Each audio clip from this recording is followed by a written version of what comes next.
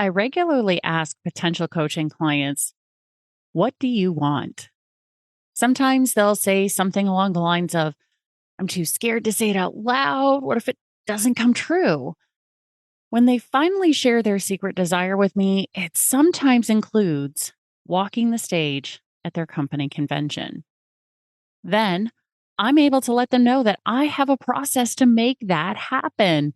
I've used it myself and with many other leaders to get them into the top 10. I'm working to become more efficient, so I created a guide called 5 Ways to Get in the Top 10 so I could share it with them after the complimentary coaching session. Recently, I realized I didn't have to wait until someone booked a complimentary coaching session with me. I could share it with way more people if I just put it on my website and pointed more people to it. So, if you'd like to know the 5 steps to get into the top 10 at your company, go to badassdirectsales.com/top-10, and that's TEN spelled out. And I'll send you the guide so you can start the process. Welcome to the Badass Direct Sales Mastery Podcast with your direct sales dom, Jenny Bellinger. Badass Direct Sales Mastery is a podcast for rock star direct sales moms who are determined to make their business kick ass. Jenny will share her knowledge of effective sales and recruiting techniques, tips to get what you want from your business, and will interview direct sales professionals and leaders from various companies. The interviews will give insight to how these rock stars got to where they are and where they plan to grow in the future. And now, the direct sales dom, Jenny Bellinger. Welcome back to another episode of Badass Direct Sales Mastery. I'm your host, your direct sales dom, Jenny Bellinger, helping you whip your business into shape. And today I have with me, guys, I know I say that I'm excited a lot, but you do not even know how excited I am to have Laura Lake here with us today. And the reason being is because she and I connected through a virtual summit that I did with Michael Whitehouse a couple of years ago. The Entrepreneur Summit. You've probably seen me posting about it and promoting it. And she shows up in full on cosplay. And throughout the 6 hours, changes into like 4 or 5 different cosplays. Yeah. I was like, she is my tribe. She is my people. She is fun. And we have since connected on so many other levels. In fact, we even own the same corset. We do. I thought about wearing it today, and then it's packed in the closet at the moment. So, well, you just moved. So that's totally fair. I definitely understand that. So because you guys now know how much I already adore and love Laura, let me give you a little bit of her history and we'll dig into the conversation with her. Laura Lake has spoken at Harvard University, is a 2-time #1 international bestselling author, and she's the host of Blue Talks, Amplify Your Message. And she's currently writing her TED Talk called The Good Day Cookie. Oh, I can't wait to see you do that. I'm so excited for you. It's so cute. All right, y'all. I did not know this about you, Laura. After almost dying 7 times, y'all, Laura passionately studied holistic health with a focus on mental health and human connection. She mindfully combines well-being, high performance, marketing, and storytelling into events like the Solopreneur Conference, talks like the 4 Ways We Fail, and concepts like creating versus finding clients. She likes to describe herself as a playful luminary change maker who likes hiking, deep conversations, and nerdy cosplay. And here's the thing. Mess to message style solopreneurs hire Laura to help them elevate their stories so they can create clients and inspire change through courageous connection. So, welcome to the show, Needed Laura to grab Lake. a prop. You got to have a prop. Absolutely. Welcome to the show. Thank you. I know we've been trying to do this, what seems like forever. So I'm actually really excited to be here with you because I remember being the one that told you, hey, Coach Jenny, did you know that your podcast is in the top 2% of all podcasts? No, I did And not, if but I do listeners didn't now. know, you know now. She's badass. Follow her. Get your friends to follow her. Yes. You never know where you're going to be next.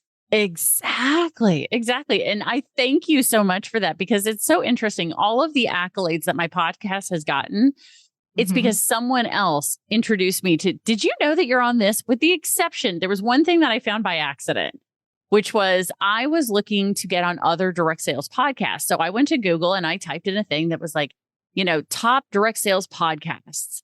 And I found a link through, I think it's called FeedSpot, that listed the top 10 direct sales podcasts. And I'm scrolling through the list going, oh, that's cool. Okay. I haven't heard of that one. I'll find a way to reach out to them and And they're in number 3 spot was my show. Nice. And I was like, I did not expect to see my show on the list. It's not like I was going, God, I hope I'm on the list. It didn't even occur to me that mine would be in the top 10. And there I was in the top 10 for 2023. And so I was like, oh my gosh, I need to go look and see if they've updated the list because it's March now for 2024. So we need to see. But anyway, enough about me. This is not about me. I want to add to that just a little bit because, this will be about me. But when I was trying to fill out the form for you to just let you know all the podcasts I've been on, remember, it's a lot. So then I Googled Laura Lake podcasts, hoping that, somebody had posted it on their page, and I'll just click on all the different pages. I found a website that listed my top 8 podcasts that I've been on. And I'm like, wait. Somebody put me in a list, made my top 8. That's so super now, cool. I took screenshots. I have a post all created. It up soon because I'm like, look, there's a couple that aren't mine. There's an author, an actress, and a marketing expert, all with my name. But guess who had most of those podcasts? There was 2 on the list of 10 that weren't mine. The rest of them were mine. And I was like, I feel like a celebrity right now. That's amazing. I love that. So now so I gotta much. look up your name. I'll send you the link. Well, you know what see. Yeah, please send that to me because I know about using listen notes, which is where you found that I'm in the top 2%. But you can go in there and just search for your own name on listen notes and it'll list every podcast that your name has ever appeared either in the title or in the show notes. So I know that, but for me, of course, that list is 250 episodes of my show. Plus all the other shows I've been on, which now tops probably 100 or 150 shows in 5 years. Nice. Right? So I do a lot of podcasts because, I'm getting back into it after the 9 months last year that I had off. Yeah. So I love that. So, okay. So let's dive into how you got to where you are now, because you and I have known each other for 2-ish years, I think now. Yeah. And I did not know you had almost died 7 times. So let's dig into your history. How did you get to where you are? And please do not skim over this really important piece of information because I'm sure it's part of your story anyway. Much is part of my story. So we're going to lightly touch on the 7 different times I've almost died. And then I'll pinpoint the one that is actually the root of my business. Oh. So when I was 2, it was the first time I almost died. I wanted to be a hungry, hungry hippo. So I ate a marble with the babysitter asleep on the couch and my 5-year-old brother playing with me. He saw me go purple and he pounded on my back. I still have a bone in my rib that pops out a little bit, but I swallowed the marble. I'm fine. So that was time number 1. Time number 2, my daycare, we were out for a walk and the rope that you have to grab onto? Yeah. I saw the hospital across the highway. And I thought that day that my mom was in the hospital. So I let go of the rope. I walked across 4 lanes of traffic as a 4-year-old. And the daycare provider, right before a car hit me, grabbed me and pulled me from out in front of the car. So that was time number 2. Oh my gosh. Yeah. Time number 3, the next few were I don't remember which happened first, but I'm pretty sure it was this way. So time number 3, I was in a car accident.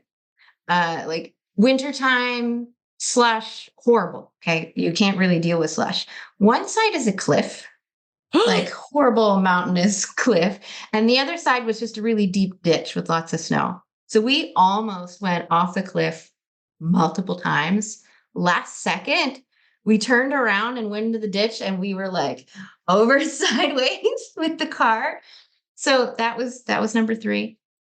Number 4, you know how you're a teenager and you think that you're adult enough to handle things? Mm-hmm. No. So me and my friend, we wanted to go swimming. My parents weren't home. There was 2 of us. We were teenagers, like 14. You're teenagers. You think you're Yeah. mature enough to go swimming by yourself. You're not alone. You're with a friend. I thought it would be a great idea to jump into the middle of, the bubble wrap type stuff they have on the top of the pool. Yeah. Little did I know what happens is you sink and everything wraps around you and pulls you under. Don't do it. Okay. So Mm-mm. at that time I was training myself to hold my breath. So I held my breath for almost a whole minute under the water and I just had like 2 hands to get to the edge of the pool so that my friend could pull the wrapper and have my head above the water again. So that was number 4. Number 5 was my milestone moment. So after all those cool little stories, number 5 was my milestone moment because this was the first time it was my choice. I'm going to give you a warning to your audience. Like, if this is not your thing, like skip a couple minutes. And if you're open to it, then you can listen for the next couple minutes. So when I was in grade 9, there were a lot of changes happening in my life. Like my whole identity shifted. My brother, who was my best friend at that point, had left to go to university. The guy that I had liked for 6 years told me no publicly a year before, like right before the end of the year.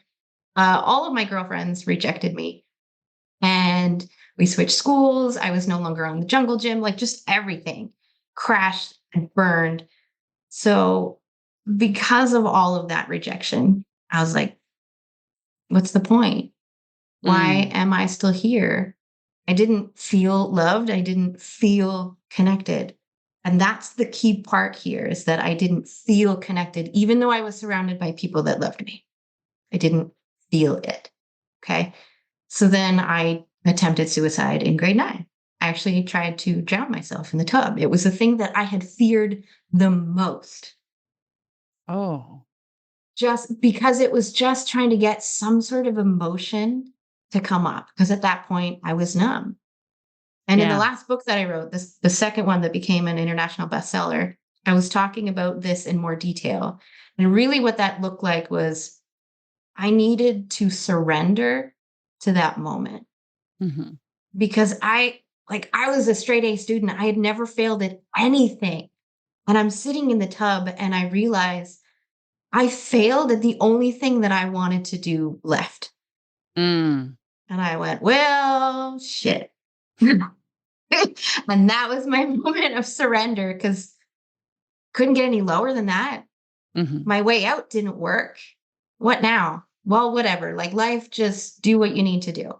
But it was that moment of surrender that opened me up to seeing things differently and to seeing how other people would react. And I got to the point where it's like, look, I can't stay here. I can't be here forever. So what were the things that I used to do that made me happy? What were the things that used to bring me joy? What were the things that used to make me feel connected and loved and all of those things that we want? And then there's the 6th time and the 7th time that I almost died, but they're also connected. So like, as I'm going through that, it's grade 9. I met my husband at that point, slightly after, and I thought I'd die alone, that whole story that goes with it. But mental health since that point was always an issue for me, back and forth. The 6th time I almost died was a bicycle accident when my daughter was 17 months old, which is where the story of the Good Day cookie comes in. It's a tool that she used to help me with my mental health when she was 2 years old, 2 or 3, I can't remember. Oh yeah, it was adorable. But for her to be my caretaker when she's just a kid, like a toddler, that's not fair. but I was in a bicycle accident. I couldn't feed myself, couldn't dress myself, couldn't use the bathroom myself. And my husband had to do all of that. So that's how I know he loves me. Right. But it was PTSD for the second time. It was physical issues, mental issues, emotional issues. I got laid off from my job about a year later. Oh, yeah. Like, again, this was the second spiral of my life. And it got to the point where people asked me to apply for their jobs. I used to be in architecture. I did that for 15 years. But the way that I did architecture was, how do I change human behavior without them knowing by designing a space, right? So Ooh. it's a human habit and wellness in architectural design. I loved that. So then I took those skills as I left, right? That sixth time of almost dying was the shock that I needed to go back to that moment of the fifth time of surrendering. It's like, look, life is telling you, you said something and you're not going along with that. And we've been with you for this little while and we've given you hints and you're still not listening. Well, we need to just literally give you a smack in the face or in the body to just be like, listen, things need to change. Yeah. So that was the sixth time and things did change. I started my own business. I always dreamt of being an entrepreneur and I never knew what that meant until I became an entrepreneur. Oh my God, the shock of that. And then the seventh time was once I started my own business, started to get a little bit of traction. It's something that scared my husband a lot. And so there was a lot of like separation between the two of us. And like things had happened where I was finding support elsewhere. I became best friends with somebody else. I would talk to them all the time about my business and we would hang out all the time until, again, warning, this is not your thing. Skip a couple minutes. This is intense. Okay. So my best friend betrayed my trust. And what happened was things got too close. I didn't expect. And it got to the point where he wanted to rape me. And so I knew in that moment that like this friendship is over. My support system is over. My best friend can't be my best friend anymore. And then it got to the point of almost getting divorced, like not working in my business for a year and a half because of mental health, PTSD, depression, all of that. And I'm a touchy person. Like I love the snuggle. And I know if I ever meet you in person, I'm totally just going to like snuggle right up to you. Yeah. But I had no physical affection from anyone, anywhere. At that point, my daughter hated me. My husband didn't like me. My family didn't talk to me. I had no friends really at that point. It was a lonely existence. And I saw and felt myself going back to those thoughts and emotions of grade 9. And I went, nope, I know where that leads. I know where that leads. Never again. So I spent every single penny except for one that was in my bank account. Everything, I drained my business account. I went to a local retreat to just do something, anything to help my mental health. And that was the moment where I started to shift. It's like, I just needed something. Good for you for recognizing that. Yeah, it's been quite a journey of learning about happiness and what connection really means. And the big lesson here, especially for your listeners, okay? The big lesson in all these times that I almost died was that it wasn't what the exterior world was doing to me. It's what I was already doing in my interior world that was then eventually reflected in my exterior world. So those friends that rejected me, I rejected me first. I did those things. Yeah. And that's the hard, ugly truth of it. But yeah, think about those types of things that happen in your life. Oh, I have a failed business. Well, where did you fail inside yourself? To love yourself, to respect yourself, to value yourself. Same thing with, okay, one of the things I'm known for is calling BS on the whole know, like, and trust. It's something that we all use as business owners, but there's that separation. that we're talking about here. It's if I don't get to know, like, and trust me, will your audience really know, like, and trust you? Or if there's a Mm. part of you that you're hiding because it's ugly, ugly, or because Mhm. it's uncomfortable, then how are they supposed to get to know, like, and trust you when you're not willing to get to know, like, and trust them? Ooh. Yeah. Oh, I know it's like a punch to the gut. But here's the yeah. thing, okay? There is so much love and joy and sparkle there if we just look. Good God, I didn't know I was having Okay, therapy everybody, today. I need you to shake it off right now. And if you have water, I encourage you to drink some water because that is really heavy. I am a very deep person, Yeah. but I balance that with being very playful. Yeah. So I also understand like when I have these types of conversations, it can get really low and enclosed. Just remember, Mhm. bounce back. That's not reality right now. We're here, we're loving, we're having a conversation. Yes, Yeah. absolutely. No, I thank you for sharing that part because the one thing that I've known about you for a while now is your mess to message line, right? Because Yes. I just didn't know what your mess was and now we know. Yeah. Right? Yeah. And you've begun to introduce us to the message piece, right? Because what I know you do with the people who you work with is help them find what that is, take that messy part of their what they think they have to hide. They think they have to, oh, I can't let people see that because if they do, then they won't do business with me. They won't hang out with me. They won't, right? And you help them shift that mess Yes. into their message. So obviously this came from your own Of mess course. Yeah. to message, right?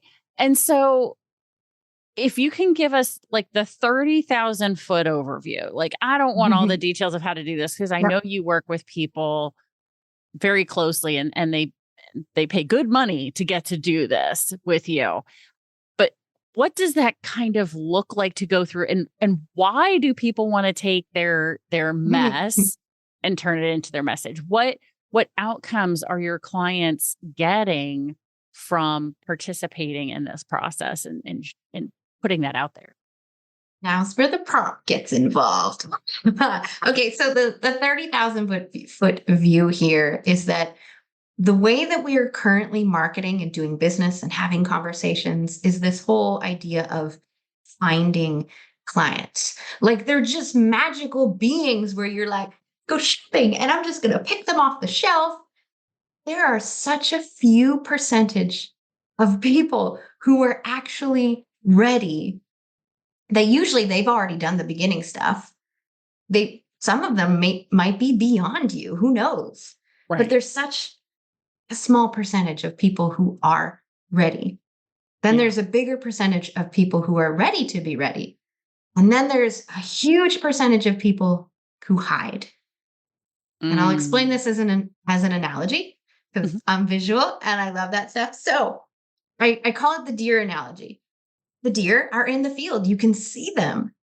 There's like fruit and vegetables and whatever else hunters or farmers put out there. That's why they're in the field. There's bounty there. So, but very few of them are brave enough to go, especially during the day. Mhm. Like when people can see them, it's rare, but there are very few. Then you see the deer on the edge of the woods. There's more of them there. They're not quite ready, but the marketers will see and business people will see the deer in the field and they're like, oh, that's mine, and that's mine, and that's mine. And that's why it feels like a pie where you want Mm. a piece of the pie. But then there's the deer on the side. But it takes work to go over there and to talk to them and to entice them out into the field. This is where social media comes in a lot, is you create posts to be like, hey, come on over. And then when Yeah. they come in the field, you're like, ha ha ha, you're mine. But what about all of those deer that are hiding in the woods? Okay. Mm.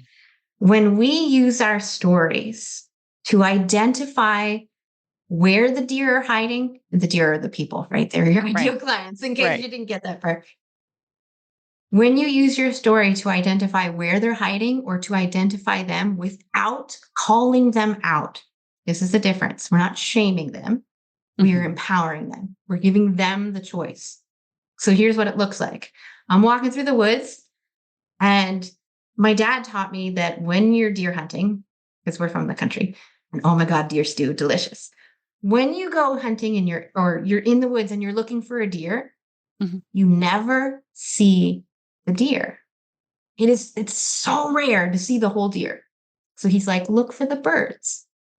And really what you're doing is you're looking for small movements within the trees. Because you might see an ear, you might see a tail, you might see an antler, you might see a hoof. You don't see the whole deer, right? So if I'm walking through the woods and I can see the birds, I can see the small movements, then I can say, when I do see the deer and it thinks it's hiding, just like our clients, they think they're hiding in desperation mode, I can see your purple fuzzy Care Bear sticky toe socks. I can see your purple fuzzy Care Bear sticky toe socks. There is no way that I made that up. Right. If when you're hiding in the woods and I say that out loud, I don't even have to be looking at you. You're like, oh gosh, she saw me. There's no way she made that up and got it right. Right. And for those of you doing with our stories, I love this. And for those of you who are listening right now, when she said purple fuzzy Care Bear toe socks, toe socks, she held up. Oh, and they've got stickies on the bottom. She held up socks that are purple fuzzy Care Bear sticky toe socks. So they've got the little stickies on the bottom so that you don't slip and slide around on the floor. Oh my gosh. And so what's fun is anybody who has those right now at home is like, well, they're from the 90s. God. So somebody might still have them. Somebody might. Yeah. You never know. Quick side tangent story on that. Yeah. One of the first times I went, well, not one of the first times, a few years ago, I went to Vegas and my kids were old enough to start asking for, hey, Mom, while you're there, would you pick something up? Oh, yeah. And one of my kids goes, I want rainbow unicorn Vegas socks.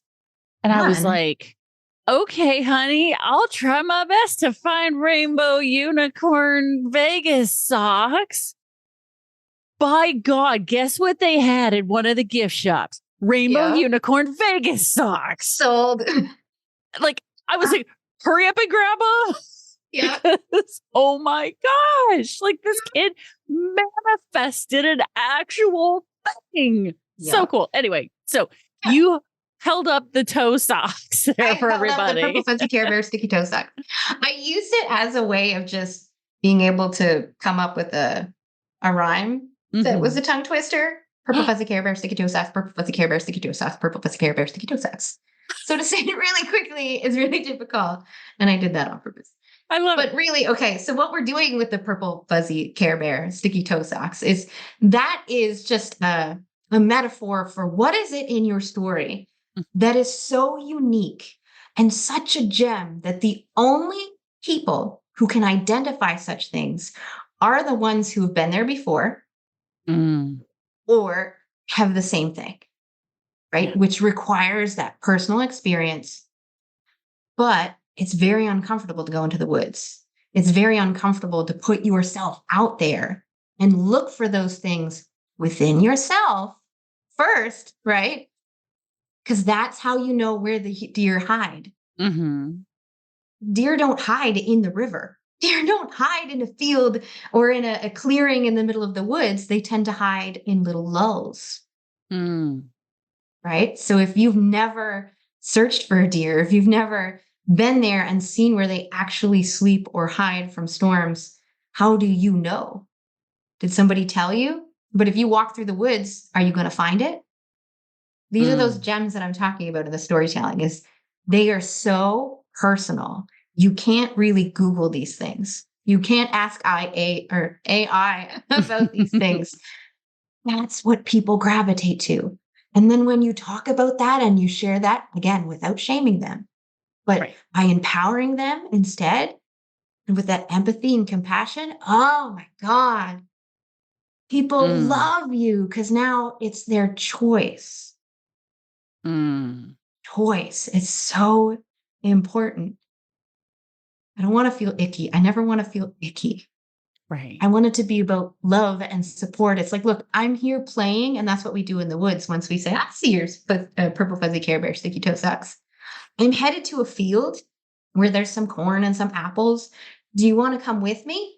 And I don't necessarily have to look at the deer. They already know I'm talking to them, Mm-hmm. right? I'm going this way, and here's where I'm going. If you'd like to come with me, I'm headed out in a couple minutes. And you know where to find me at all times. And I still care that you're here, and I'll come visit, and I'll go back and forth. I'm willing, as I think it was Brene Brown said, I'm willing to get in the muck with you. Mm. And I'm willing to listen, and I'm willing to see. And from that space, when you're ready at your time, I'll be here. I'll still be here. Mm. Like, how different does that feel? Instead of buy my stuff, nice to meet you, marry me. Like, oh, those things. Yeah. Oh, that was my favorite. I can't remember who explained that to me one day, but you get those cold DMs. Oh, You're yeah. just like, hi, I'm so and so. I work for such and such business. Here's my offer. Like, I don't even know where you came from. Yeah. But it feels like you met somebody at the bus stop and they're like, hi, nice to meet you, marry me. They don't even know your name, Mm-hmm. what you like. You don't know if we're a match. There's a whole other layer to that. So I Oh, joke, yeah. but that's what it feels like. Yeah. Most other marketing is very much like that. Instead of being the, hey, here's what I've been through, here's my experience. So Yeah. I've been through this and that's the type of marketing that Yeah. works because it's sharing who you are and people then can attach to Mm, that, right? Because they're yeah. attracted to the authenticity and sharing that out, Yeah. right? Yeah. Oh, Do you want to add another layer to all of this? yes, please. Okay. Okay. So there's a lot of conversation around storytelling, and storytelling is wonderful. And if you don't know why storytelling is wonderful, I know that you do. You're Yes. amazing, Jenny. I love you. But for your audience, if you don't know why storytelling is so amazing, it's Mhm. because it takes all of your senses, puts them together in a harmonious pattern that is easy for your brain and body to recognize and remember. Mm, And I will remind you and me and everybody listening as well that most communication is nonverbal. yes. Nonverbal. So then what are people wearing? What are their facial expressions? How are they walking? How are they moving and interacting? What are they writing on social media? Is there consistency, authenticity through all of that so that I can feel like this person is safe? Mm, And if they can see themselves within that safe version of this person that they're trying to connect with, that is that foundation, that deer in the woods that we're not calling out, yeah. not personally. We're calling out a behavior. This is the difference between shame and empowerment. Shame is calling out the person. Empowerment is shaving up is calling out the behavior, Hmm. right? It's that disconnect that makes them feel safe and that it's their choice. Mm. Yeah. So then when I talk about storytelling, and we just talked about the deer analogy, that 30,000 foot view, Hmm. it's really to say, what is it about your story that isn't just actions and result? That's Mm. where people tend to get stuck. Here's what I did, and here are the results that I got, and here's why it's amazing, and the benefits of the benefits. Okay. But to go deeper, right? To go into those woods and into the muck with people with empathy, it's, well, what inspired you to take those actions? What inspired you to desire those results? Mm. And most of the time, it's an emotion, not data, not logic. Data and logic are weighed by emotion. So if you don't know the emotions that weigh your data, then you don't know the emotions that drive your behaviors, that drive your desires. So then if you create a goal that isn't aligned with your desires, and completely goes against your behaviors, well, no wonder you're not reaching your goals. Like there's so many layers to this. So then when I talk about storytelling, and I really want people to go deeper within themselves, like I shared earlier, and ask yourself, what are those emotions that drove me, that inspired me to get out of those deep, dark struggle moments? Mm. Yeah. Because then it doesn't matter if you haven't been in a bicycle accident. You're like, oh, I remember a moment where I needed to surrender, or I remembered a moment where I felt depressed and like the world was ending. Yeah. I remember a moment where I felt so unloved that I couldn't even love myself. And now, automatically, naturally, you're adding your own story to layer with mine. And you're the one making the connection. I'm just the one setting it up, Mm-hmm. because I have learned to set it up in a way that you can bridge that gap so easily that it's not this big jump and this big bridge that you have to build. Again, I love visuals. So I imagine people, when I look in their eyes, I read eyes too. There's so much here. Oh, yeah. Like I see the walls in our mind and in our brain. And I like to think of taking down those walls as not bashing them down, but brick by brick, taking those walls down, building a bridge with them. And so I like sustainability. So Yes. reuse all this stuff. So break down those walls, use the same bricks to build bridges. But that takes a lot of work and effort and energy and planning. And so in my mind, what I do with my storytelling is, how can I make that gap so small that people can just walk over, where I can reach out my hand and go, I got you. You can take the small leap. And then you can watch as people jump and take your hand. And it's so beautiful and amazing. Mm. Oh, I know that feeling, because I've had that experience before, and it wasn't necessarily an intentional one, right? It was a situation where somebody found me. One of my clients found me because she went to Google and she typed in ADHD and direct sales, because she had recently been diagnosed with ADHD. Yeah. And she had, at the time, was working with a different coach. And when she shared the diagnosis, the coach basically shamed her, saying, you're using this as an excuse. This is why you're not getting anything done. You're using it to not do the things, blah, blah, blah, blah, blah. Yeah. And so she went to look up ADHD and direct sales, and Google showed her my Facebook profile, because what does Jenny talk about? ADHD and direct sales all the time, right? And because of that, she found one of my resources. She went and downloaded it, loved it, reached out to me, and then she shared her story. And I remember getting the email. It was like 10 o'clock at night. I was already in bed, but I like to clear my phone of all the notifications before I go to bed. Because then I just know, okay, I can sleep now, because I don't have a bunch of red dots on my phone, right? Yeah. iPhone users know what I'm talking about.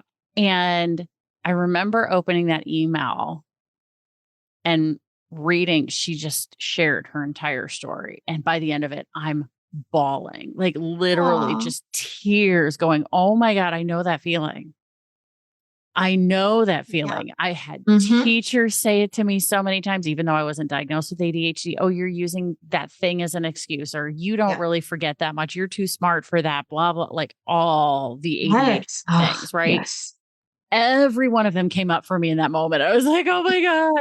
So I immediately reached back out to her and said, I want to have a session with you at absolutely no charge to you, because I want to validate that not everybody feels that way. And this is not a pitch session. I am not going to try and sell you anything. I just want to offer services in this session to say, look, not everybody feels this way about it. And we had a session. By the end of it, she was like, okay, we need to work. It's like it's just pouring out of your heart. If I may give you something, as well as your audience, something that means so much to me and is relevant for every single business, no matter what you're doing, direct sales, entrepreneurship, who cares? My definition of business is human beings helping other human beings to be the human beings that they want to become. Plain, simple, easy. And so when you see that definition, Ooh. you can see how those heart-centered entrepreneurs finally feel like they have a space to be badass at business and get paid. Mm-hmm.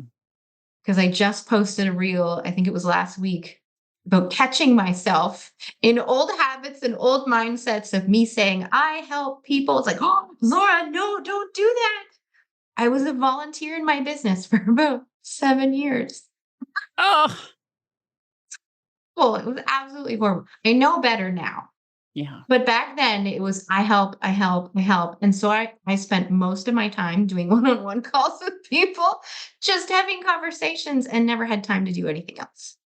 Now that I've really embodied that definition, and I'll say it again, human beings helping other human beings to be the human beings that they want to become.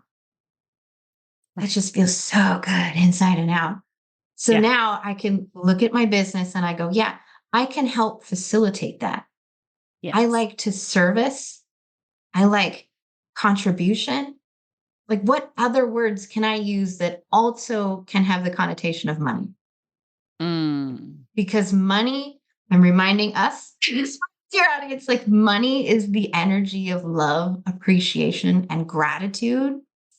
It's people saying, oh my God, yes, like, thank you, thank you, thank you. Mm-hmm. And so I've actually started putting notifications on my phone like twice a day at 10:30 in the morning. I have a little notification that pops up that says, money loves me. And then at like 2 minutes to 2, right before my daughter gets home from school, I have a sound notification of like counting dollar bill type money, like paper money, that says, I love money. So it's that relationship of back and forth. Yes. Yeah. Because like I'm allowed to receive love too. And if I say that I'm going to help people, I'm refusing the abundance method of money. Mm-hmm. It's like, no, no, no. I need that. I need to pay bills. I need to eat. I'm worth that. So are you. You are worth that. I want to give you love. I want to give you appreciation. I want to give you gratitude. I Yeah. love that because, and the worst thing is that if you end Be up a volunteer? if you end up out of business Yeah. because you weren't getting paid, you can no longer offer the opportunity to help human beings become the human being they were meant to be. I got back into our stories for a moment. I'm going to get all excited. I'm already excited because I just love you. But let's dive back into our stories. Those mess to message type entrepreneurs, those storytellers, you're in business because of something that happened to you, some sort of mess, or the way that you do business is because some sort of mess in and around you or your space. Okay. Right. That's what mess to message really is we take that ugliness and we turn it into something that is magical. If we keep the mindset of I help, I volunteer, I help, I volunteer in your business, then what you're saying is that my message and me and people like that old version of me in the middle of my mess are not worth it. Oh, and then we feel it in our gut again. Okay, let's bring that back to the know, like, and trust. We touched on that earlier. This is a tangible piece I need you guys to take away. Know, like, and trust. Here's what it feels like for your audience if you're just focused on that. Jenny, I want you to get to know me and get to like me and get to trust me. Me. How do you feel? Pretty crappy, don't you? Yeah, it's not fun. Yeah, it's not fun, not at all. But I'm being extreme and I'm exaggerating, but that's how people feel, especially when they're not in that ready phase or the ready to be ready phase. Okay.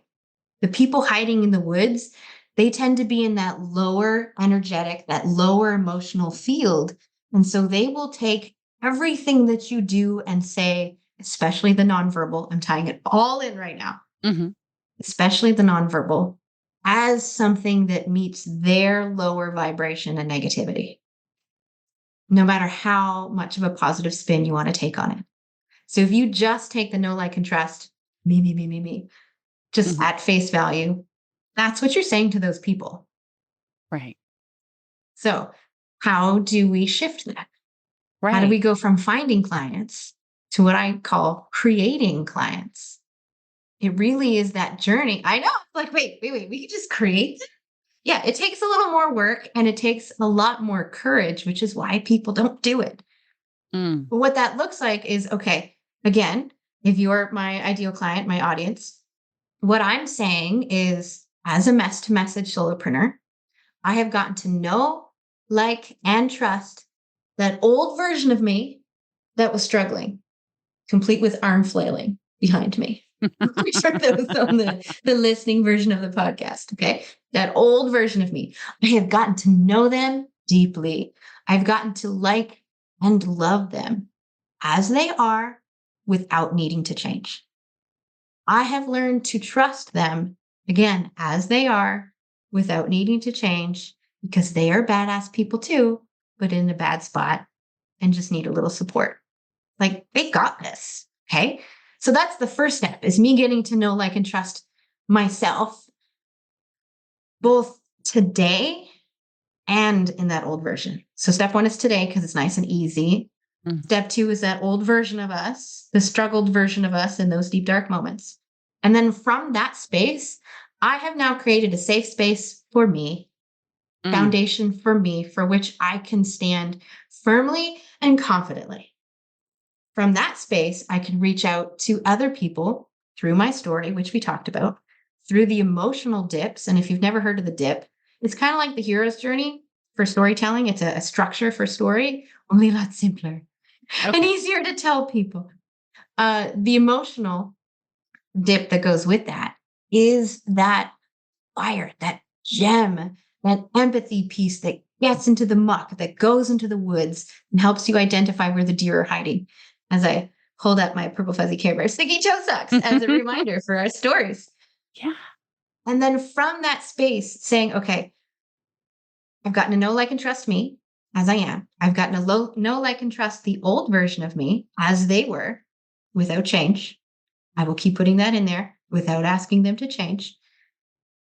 So from there, I am getting to know, like, and trust my ideal audience as a reflection of that old version of me in the pit of the struggle. Because those are the people that we're trying to help, is actually the past version of us as mess-to-message solopreneurs. Not every entrepreneur, Right. but as mess-to-message entrepreneurs, you're really trying to help and save and protect that old version of you. Sooner you recognize that, the easier business will be. And as soon as you recognize that old version of you and love that old version of you, the more you can recognize and love your audience. Oh my gosh. Yeah. Now that they're feeling loved and supported and appreciated through the value that you're sharing with them, they want to give that back to you. And through that process, they're learning how to get to know, like, and trust themselves. You're not asking that of them. You were giving them space to learn how to do that through your example. Doesn't that feel different? Beautiful. Oh, my so gosh. juicy. That's the snippet that you guys need to take. There are lots of those, but that's a good one. Yeah. It's a wonderful one. Yeah. No, absolutely. Oh my gosh. And You feel it? Yes, it is incredibly powerful because, for 7-ish years now in my coaching business, I've known on an intellectual level that the people that I'm helping, the clients who come to me, are the clients who were a version of me in the past. Yes. But I didn't have that emotional piece. I know, right? So then, like, the type of work that I do, I love, because concepts, when they involve many different things, I love patterns. I didn't know this until grade 2 when, like, I was smart. Okay. I was also really bored because I was done really quickly. So my teacher used to just send me to it was like a piece of molding. She Mhm. had up at about chest height. And she's like, just go make patterns with all the toys. I would make patterns with every single toy that was there. It was over 500 little toys. And I filled 2 walls after a test because you have to be quiet. Yeah. And I already read all the books she gave me and did all the extra worksheets that she gave Oh me. my goodness. So like I was a bit of a trouble child, but that's okay. Because those skills of learning patterns at an early age are some of the things that make me so good as a coach today. Mm. So Oh, good. Yeah. I love that. Fan freaking tastic. Okay. Yeah. So if you can take all of this mass data for people and simplify it and find the patterns in it, Mhm. because it is very personal when it comes to stories and Yeah. emotions, right? If you can simplify that for people, that's the magic. Mm. I'm not a do it for you type business. I don't have physical products. I'm a service based business that Mhm. involves other human beings, which means it needs to be highly personalized. Yeah. Yeah. Oh my gosh. Okay. And given that, I you know we have could go so many. great we totally could talk forever. And I know we're gonna have you back to talk again to go deeper into this and because you have brilliance. You said earlier a few minutes ago, it was really smart. No, you're not was really smart. You said you are really Oh, okay. smart My still. apologies. You know? Yes. Word. Yeah. You are Edit your still words. brilliant. Okay. And you are also incredibly generous because as you and I were talking in the pre-interview, what you've Mm, put together for the Badass Crew, my fabulous audience of yes. listeners, and now it's on YouTube, is an opportunity to get to work with you. Mhm. So you have One something on called, one. yeah, one-on-one, and Yeah. you have something called the story sessions. So Do. tell us about your story sessions and what is the opportunity that you have for the Badass Crew today? Ooh, okay. So story sessions were basically demanded of me by my audience and past clients. They're like, you really need to have something where we can have a conversation and just like spill out our story to you. Because most of the time there's a lot of emotions and trauma that's a part of that. Yeah. And as soon as you ask somebody about their story, it can easily be an hour later before they're done, just like verbal diarrhea. Oh yeah. everywhere. So, in a story session, I give you 5 minutes to tell me your story. It usually goes to 10, but I tell them 5 minutes knowing that they're going to go over because I Hmm. love people. It's great. But then from there, what we're doing is we're really asking you, what are those gems that can tell those deer hiding in the woods, those clients that you're looking to find and create? Okay. Hmm. Here, I can see your purple fuzzy carrot bear sticky toe socks. Love Bringing it. up all the references, which is really saying, like, what is it that is a part of my story and yours that is emotionally based, not just about the actions and results? So when you tell me your story, you're going to tell me the actions and results because that's what everybody does. And Yeah. then most people think that they just need help sharing or converting. Those are other story sessions. I love people because they think they have their story and they really don't. So we dive deeper into the emotions that drive your actions, the emotions that drive your desires, and same thing with your clients. What is that emotional thread, that emotional dip that follows you not just in your big trauma story or in your mess story, because not everybody has big T trauma, but little T trauma. Yeah. What is that story that also continued to play out?